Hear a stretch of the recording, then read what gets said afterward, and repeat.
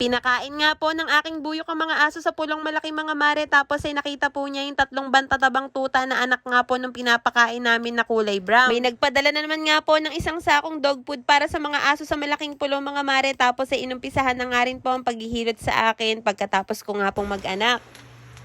Hi guys! Panibagong araw, panibagong mini vlog na naman nga ho ng buhay namin dito sa isla. At ngayong araw nga pala ay simulan na nga rin po ang paghihilot sa akin pagkatapos ko nga pong mag-anak. Pang-5 araw na nga po ng aming baby Malik Storm ngayon mga mare, at so far ay talaga namang napagkakabait nga po niyang alagaan. Ako naman nga po mga mare, bumabawi naman po sa tulog at sa pahinga dahil nung nakakaraan nga po talagang halos wala po akong tulog. Ang dami ko naman pong kapalitan sa pag-aalaga dito sa aming baby Malik Storm mga mare. Andyan po si Buyok at saka po si Ate Cass at si Ate Megan. Malakas na nga rin pong dumede itong bunso namin mga mare, at sa ngayon nga po nagmi-mix feeding po ako. Hindi pa nga rin po ako makakasama sa aking buyok sa pagpapakain ng mga aso sa pulong malaki mga mare dahil alam nyo naman na bagong panganak nga lang ako, at syempre baka nga po tayo mabinatan. Mga dalaga na nga po itong ate ni Malik Storm, kaya naman nakakatulong ko na nga po sila sa pag-aalaga ng baby. Parang ginagawa nga lang po nilang laruan itong baby namin dahil gustong-gusto nga po nilang alagaan. Ang kagandahan pa nga mga mare, dito pa nga kami nakikitira sa bahay ng aking mga in-laws, kaya naman hindi nga ako masyadong nahihirapan. At isa pa, hindi rin po talaga maligalig itong baby Malik Storm namin, at palagi nga lang po siyang tulog after nga po niyang dumede. Ilang araw pagkatapos ko nga pong manganak mga mare, inumpisahan na nga rin po ang paghihilot sa akin na kung tawagin nga po dito sa amin ay kinaban. Correct me if I'm wrong mga mare, pero sa pagkakaalam ko nga po ang hilot na ito ay naibabalik yung mga buto-buto natin na na-dislocate nung tayo po ay nag-aanak. Tapos yung mga tira-tirang dugo nga daw po ay nailalabas po niya, at mahalaga nga daw po iyon. Nung mag-anak nga rin po ako kay Ate Cass at kay Ate Megan mga mare, nagpapaganto talaga ako, at grabe mga mare, sobrang sarap po talaga sa pakiramdam pagkatapos. Madali din daw pong babalik sa dati ang katawan mo kapag ka nagpahilot ka mga mare, kaya naman ako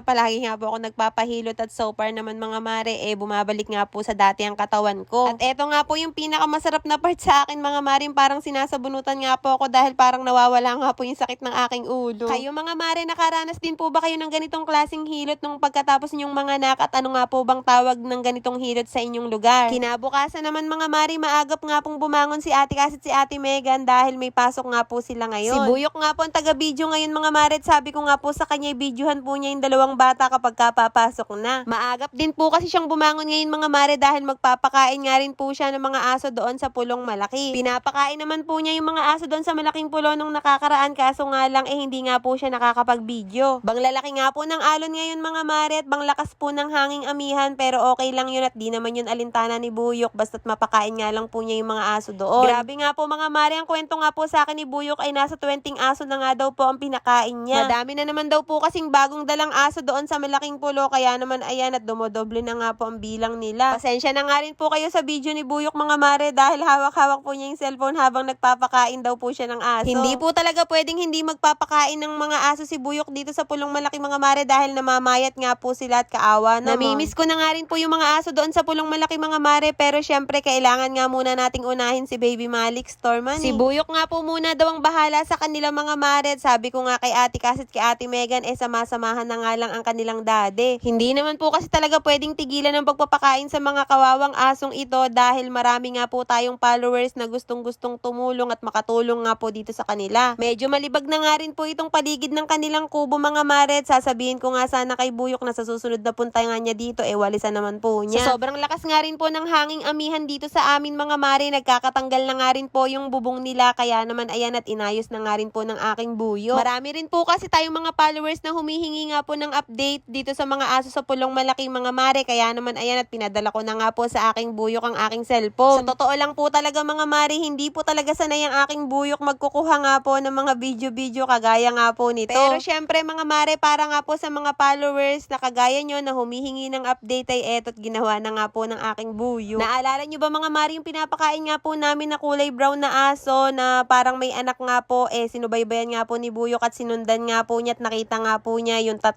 tuta na bang tataba. Nandun nga po sa loob ng talahiban yung 3 tuta mga mare, at gulat na gulat nga si Buyok dahil bang tataba nga daw po. Kaya nga kada magpapakain nga po siya ng mga aso dito ay pinapriority nga po niyang pakainin yung asong kulay brown dahil parang bagong panganak anak nga daw po, sabi ni Buyo. Pagkatapos naman po niyang magpakain mga mare, dumiretso naman po siya dito sa Barangay Tabon dahil may nagbigay nga po sa amin ng dog food. Hindi man lang po namin nakilala yung nagpadala mga mare, pero pinagtanong ko nga po yung pangalan niya at siya nga daw po si Risa Paran. Kaya naman thank you po Ma'am Risa Paran sa padala yung dog food para sa mga aso doon sa Pulong Malaki. Nagkataon naman daw po na may lutuan dito sa Barangay Tabon mga mare at nagluluto nga po sila ng nilagang kanduli, kaya naman nakikain na nga rin po si Buyok doon. Kaya naman mga mare, kung nakarating nga po kayo hanggang dito sa dulot, kung nagustuhan nyo nga po itong video na to, baka naman pa-heart at pa-share at syempre pa-follow na rin po. Yun lang mga mare, maraming salamat sa panonood.